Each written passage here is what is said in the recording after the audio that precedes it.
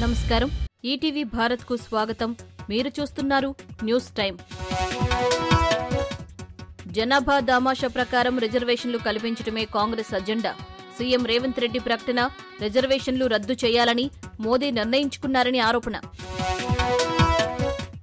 లోక్సభ ఎన్నికల్లో కాంగ్రెస్ కు మద్దతు ప్రకటించిన సిపిఎం, రాష్ట్రంలో గెలుపునకు దోహదం చేస్తుందన్న సీఎం, బీజేపీ ఇతర శక్తులను అడ్డుకోవడమే ముఖ్య ఉద్దేశమన్న వామపక్షం. చేనేత కార్మికుల కుటుంబాలకు దీపాదాస్ మున్షి పరామర్శ, కోడి ముగియగానే బాధిత కుటుంబాలను ఆదుకుంటామన్న పొన్నం, గత ప్రభుత్వ నిర్లక్ష్యం వల్లే చేనేత కార్మికుల ఆత్మహత్యలన్న మంత్రి. రాష్ట్ర వ్యాప్తంగా ఘనంగా బీఆర్ఎస్ ఆవిర్భావ వేడుకలు, శ్రేణులకు శుభాకాంక్షలు తెలిపిన కేటీఆర్, పార్టీ పుట్టుక సంచలనం, దారి పొడవునా రాజీలేని రణమని వ్యాఖ్య. హామీలు అమలు చేసినట్లు నిరూపిస్తే పోటీ నుంచి తప్పుకుంటా, కాంగ్రెస్ సర్కారుకు బండి సంజయ్ సవాల్. నిరూపించకుంటే 15 స్థానాల్లో పోటీ నుంచి తప్పుకుంటారా అని ప్రశ్న.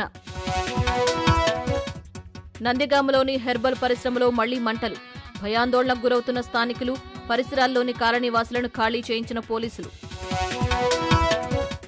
రాష్ట్రంలో బెంబేలెత్తిస్తున్న ఎండలు, వడగాల్పులకు ఉక్కిరిబిక్కిరవుతున్న జనాలు, రెడ్, ఆరెంజ్ హెచ్చరికలు జారీ చేసిన వాతావరణ శాఖ.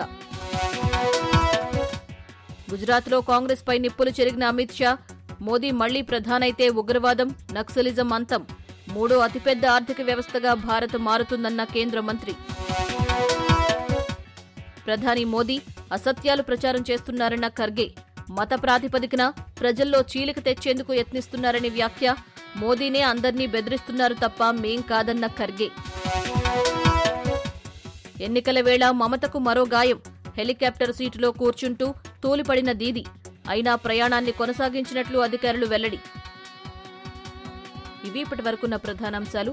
మరిన్ని తాజా అప్డేట్స్ కోసం www.etvbharat.com వెబ్సైట్ను సందర్శించండి.